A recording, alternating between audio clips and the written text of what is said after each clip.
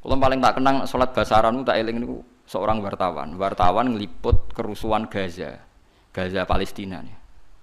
Dia itu bisanya bahasa Inggris, dijak bahasa Arab ora iso. Sing ngomong wong Arab jurnalis Arab. Nah, kalau dia ngomong minta Inggris karena dia tidak bisa bahasa Arab. Walhasil ya sudah seperti itu. Suatu saat salat maghrib, si wartawan tadi ngimami maghrib. Ngimami yo fasih dene. Bismillahirrahmanirrahim. Dasar dene tradisi ini NU maca kabiron rodok banter. Kabira walhamdulillahi katsira wa subhanallah bukratan wa asila. Terkipe bener. Makmume langsung kaget. Wong iki jare muni ra iso bahasa Arab kok terkipe bener. Terkipe gramatikal Arabe kok bener. Misale mubtada ya rafa, engko nak hal ya nasab. Wis pokoke bener kabeh. Misale at-tahiyatu kan rafa mergo mubtada, al-mubarakatu rafa mergo sifat. Atau ibatu ya rafa mergo. Pokoke bener kabeh. Bariku diambung, kowe cek sopane ngaku ra iso bahasa Arab padahal kowe salat nganggo bahasa Arab kabeh. Terkipe ora ono sing salah kan. Umpamane caci cilik anane apalan. Lah iya barokah salat iku bahasa Arab. Wong sak donya ku kembar salate, Kang. Ora kok wong Jawa. Artine lha iya umpama salat iku gak kembar repot, Kang. Sampai anak salat ning Palestina atau ning Arab dianggap wong umek-umek numpak mantra, Kang. Oh iya disterilno mbek wong Wahabi cara salat basa Jawa. Salat kok maca mantra. Tapi barokah salatku bahasa Arab, wong Jawa sing ra paham lah ya muni alhamdulillahirabbil alamin arrahmanir. Meskipun kadang salah tempat nangise, gak masalah kan. Lah kan ra roh artine, pas fabasyirhu bimaghfirati wa ajrin karim no angges padha. Wong Arabe bingung fabasyirhu kok nangis. Padahal maknane fabasyirhu berilah berita gembira. Wis gak masalah, salah nangis juga masalah. Sing penting kan tetep napa? Bahasa Arab. Ya paling problemnya kan salah nangis wae misalnya gak pas no posisi nangis iku ora pas. Mulane ora usah nangis Kang, maca Quran ning Arab ngrungokno makmum ora usah nangis. Kadang imame maca ayat tentang berita gembira, mulane tenang ae. Timbang nangis keliru, guyu keliru wis menang ae. Soale sukut salamah supaya menang iku selamat. Ora usah ngambil apa sikap. Ape guyu nang ayat susah, ape susah kok nang ayat bunga wis meneng ae wis. Dadi kula cara kula ijtihad ana Quran kemungkinan napa mau salat kemungkinan basa Jawa bahasa Indonesia itu ngeri sekali. Bagaimanapun kita dengan firqah apapun itu enggak beda dalam hal masalah napa salat. Salat itu sama semua. Sak dunya sami. Paling kadang-kadang wong NU nyoal sudes ra maca bismillah seperti itu. Paling kan debatnya kan debat-debat kecil perkara napa? Perkara napa? Bismillah, kok paling ketua KBE bilang, "Yo maca tapi ra banter." Sing wis mbok pilih oleh jawab terserah. Tapi kula nate teng gurine pas iku yo ora krungu padahal nganggo mic. Mulane kula. Tapi sudah nate diundang teng Surabaya maca bismillah. Ya sudah sing terkenal teng Masjid Akbar Surabaya maca bismillah. Ternyata dia ya takut juga ditanya, "Lima ada takra bismillahirrahmanirrahim." Jare, "Khaufan minal fitnah." Jare, "Aku wedi fitnah." Wedi juga dene ambek wong Surabaya. Sudah sesuk maca apa? Kamu wis kaget, siap-siap tamu bismillah. Jebule maca apa? Bismillah. Jadi do kaget do, kok maca apa? Bismillah. Ya bagus lah. Gelem napa maca napa? Kalau kita sebagai orang alim yang baca kitab banyak, memang seperti itu. Semua riwayat tuh ada yang baca bismillah, ada yang enggak. Jadi kita itu sebetulnya tidak pernah mengatakan itu madzhab Wahabi, yang baca bismillah madzhab NU itu enggak. Kita sebagai orang alim itu di atas periode itu, kita tahu riwayatnya itu. Misalnya kita sebagai orang alim ya tahu kalau kunut itu madzhabnya Imam Syafi'i, tidak kunut madzhabnya Abu Hanifah. Tapi kita sekarang tuh susah. Kunut NU ora kunut Muhammadiyah. Yo repot kita sebagai wong alim ora roh kang ngono iku. Berarti Abu Hanifah Muhammadiyah. Ya. Imam Syafi'i NU ora ono kang ngono ora ono. Kok acuh sakniki wacuh.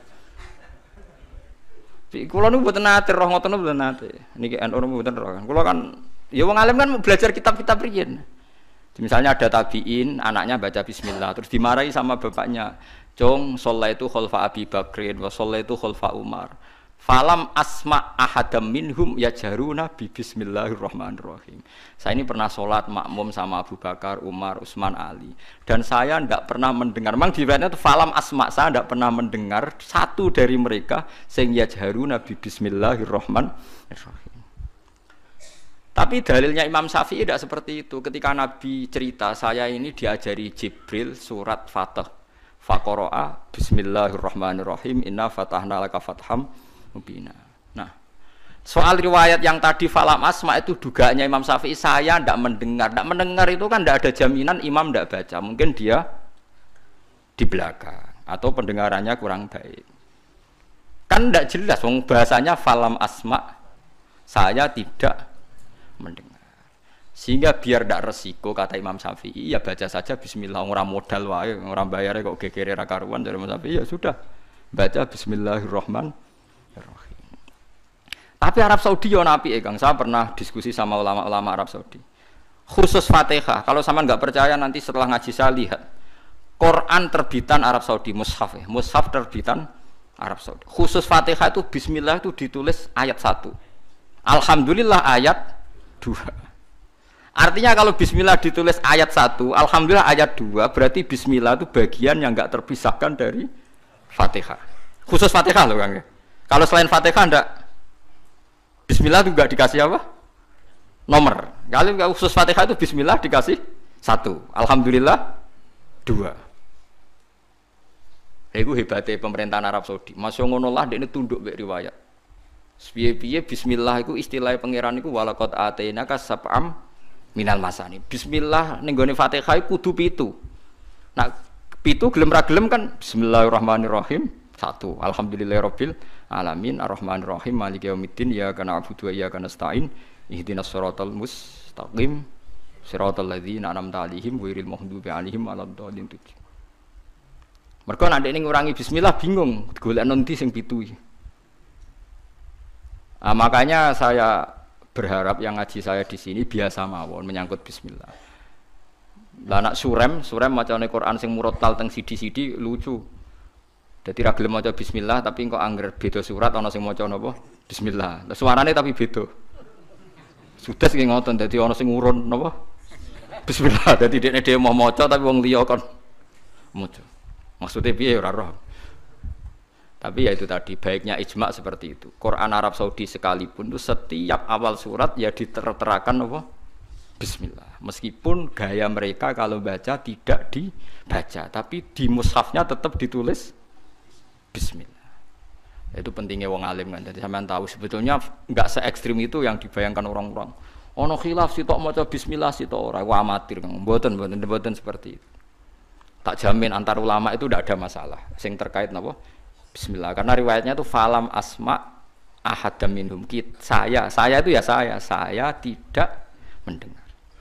Karena dalam fikihnya itu tak warai Kang, sampean ben fanatik mazhab Syafi'i. Sebenarnya Imam Syafi'i itu ya manusia, sampean bisa tidak cocok. Tapi masalahnya kan otaknya jauh, ilmunya jauh. Sekarang saya tanya, khutbah itu syarat sahnya Jumatan orang berapa dalam mazhab Syafi'i? 40. Syaratnya orang 40 itu dengar khutbah atau imam mendengarkan khutbah?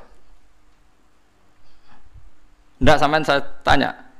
Imam memperdengarkan khutbah atau orang 40 dengar khutbah? Loh beda. Makanya harus ngaji itu serius. Ngaji mondok rahatam gitu. Misalnya saya jadi imam, khotib. Yang dengarkan saya orang 40. Bisa saja yang 2 itu kopok. Tidak dengar memang karena kopok, atau yang 4 omong-omongan nggak ngurusi. Tapi imam tetap dengan suara yang pengandaiannya orang normal itu dengar. Makanya kata fikih Syafi'i, wa yajibu isma'u arba'in wa illam yasma'u fi'lan. Yang penting seorang khotib memperdengarkan suaranya yang andekan dalam keadaan normal orang 40 itu dengar. Wa illam yasma'u meskipun hakikat mereka tidak dengar. Karena mungkin omong-omongan, ada suara mobil, bising, tidur, gosip macam-macam. Makanya itu perdebatan fikih. Yang wajib tuh isma'u arba'in atau sama'ul arba'in, memperdengarkan atau hasil apa? Dengar. Lah baca bismillah ya seperti itu. Yang penting itu imam membayangkan mereka dengar atau hasil dengar. Paham sih kalau maksudnya? Makanya perdebatan fikih itu pasti seperti itu. Misalnya seorang guru, sementing seorang guru atau kiai itu memahamkan Dia sudah pakai bahasa yang baik, intonasi yang baik. Apa hakikatnya mesti Anda paham? Kan enggak juga. Mungkin wis mulet mikir tanggal wedi bayar BPKB sesuk macam-macam ono ngaji wis mbah sembang sumpah ngaji ngono suka. Tapi ketika seorang guru dengan standar yang baik metodologinya disebut mufhim, memberi pemahaman. Meskipun yang mendengar enggak paham. Atau orang lain tuh paham padahal gurunya buruk karena otaknya sudah baik. Omongan keliru paham. Mau itu malah hebat. Wong pancen wis pinter. Lah ya makanya jadi perdebatan dalam mazhab Syafi'i. Ya, perdebatan ulama sampai seperti itu. Dalam khutbah itu yang penting orang 40 dengar atau yang penting adalah khotib memperdengarkan. Paham gitu maksudnya? Jadi itu beda. Lah ulama itu mikir sampai ngono, Kang. Ya bulet tenan, Gus. Ngono kok mbok bantah. Ngono mikire wis tok kono kok mbok bantah. Kowe mikir mau mikirnya berarti kandhani terus mulai mikir. Wong ilmu terlambat kok mikir bantah ulama sing wis mikir lama. Mulane kula seneng nek debat ae ulama-ulama riyen niku. Lucu-lucu debatnya. Makanya dulu abahnya Said Muhammad itu Said Alawi itu pertama kali menangi ada mukabbir saut, ada mik. Ya mik seperti ini. Ulama-ulama Mekah janggal. Ini sah apa ndak Jumatan dikhutbahi pamik. Karena syaratnya makmum itu mendengarkan suara khotib. Padahal dengan adanya mik suara khotib itu menjadi lirih. Kan enggak mungkin bengok-bengok sudah ada mik. Berarti yang didengarkan mereka itu suaranya mik, suaranya speaker, bukan suara khotib. Andai kan tanpa mik kan enggak terdengar. Mulai kontroversi, sah apa tidak sah?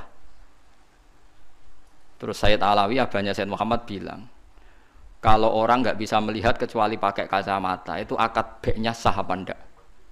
Karena kalau sah, berarti dia yang lihat itu tidak dia, tapi pakai kacamata. Wong kalau kacamata yang dicopot, nggak bisa melihat. Oh ya tidak sah. Berarti enak dia jadi orang yang nggak pernah maksiat, karena melihat perempuan di mana-mana juga dianggap tidak melihat. Mulane ana santri beling nang delok wong wedok jare delok kokoco. Perkarane gak delok wong wedok tapi delok gambare wong wedok. Berarti wong kacamataan ora tau maksiat. Tapi cara kula luwih maksiat meneh karena dia kalau marung itu jual belinya enggak sah terus. Berarti makan barang haram terus. Ya tuh. Kalau orang pakai kacamata melihat perempuan tidak dosa, berarti kalau dia jual beli juga tidak sah. Berarti kalau makan haram, jual belinya tidak sah. Terus semenjak itu ulama-ulama Wahabi mulai mentoleransi, ya sudah gitu aja kok repot, sudah anggap nopo sah. Pakai kacamata gitu nopo sah. Dulu awal-awal ada teknologi itu ada perdebatan seperti itu. Terus ada perdebatan lagi. Sekarang kesunatan jawab adzan apa jawab suara muadzin? Loh, siapa? Mulai bingung tuh sampai lagi orang tahu ngaji. Kalau suara muadzin sekarang ada masjid modern terutama kalau Ramadan. Mergo bilale ya ape mangan disetel wae radio. Gak ono muadzine Kang radio disetel adzan niku sunatan jawab to ora? Wong gak ono muadzine. Mau rekaman adzan. Nah, ora tau mikir to.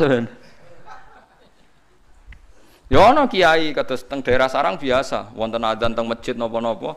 Sing radiusnya kan 1 kilo ngaji diterusno alasannya ini tidak suara muadzin andai kan tidak pakai speaker kita tidak dengar ya dianggapnya tidak dengar tenang aja karena sekarang tuh repot kan tapi kalau melihat azan tuh kalimat yang sakral mendengar kalimat sakral misalnya sama saya tanya kesunatannya itu mendengarkan bacaan Quran atau mendengarkan pembaca Quran bacaan Quran kan, kamu yakin kan kalau rekaman Quran didengarkan sunat enggak? Sunat, padahal tidak ada yang baca. Karena yang sunat memang mendengarkan bacaan Quran, bukan pembaca, bukan mendengar pembaca Quran. Lah ulama mikir nganti kono ora pusing. Ngono mikir abot ngono jebule wong sowan njuk pangestune kula pengen buka toko. Waduh. Musibah.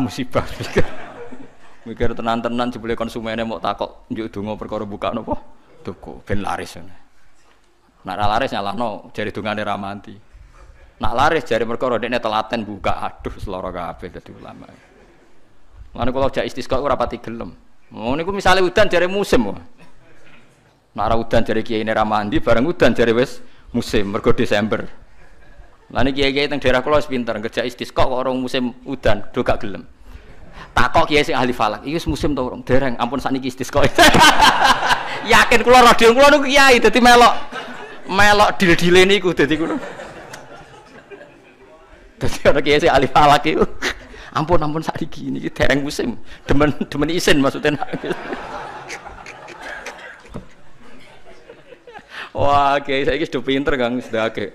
Lah dikritik terus ora ono sing nyalami templek, mbok dikritik tok wis atok diakali ae. Bareng wis diitung musim hujan kira-kira udane Selasa, istisqa Senin. Mandi Kang rinane udan. Mergo daerah liya sing ra istisqa ya udan juga. Terus wayahe. Lho nek nabi beda Kang, nabi ku iso ngatur malaikat udan, gak wani Kang malaikat. Nabi ku wong paling diwedeni malaikat sak donya. Dadi ketika nabi khutbah ana wong desa ya Rasulullah halakatil amwal donya rusak gara-gara ana udan ngene-ngene. Nabi tangane diangkat njuk udan malaikat bagian udan terus bingung kabeh langsung udan saat itu juga. Semani sapa? Lah malaikat itu karena Nabi ngutus udan ya udan terus sampai seminggu ora ana instruksi stop.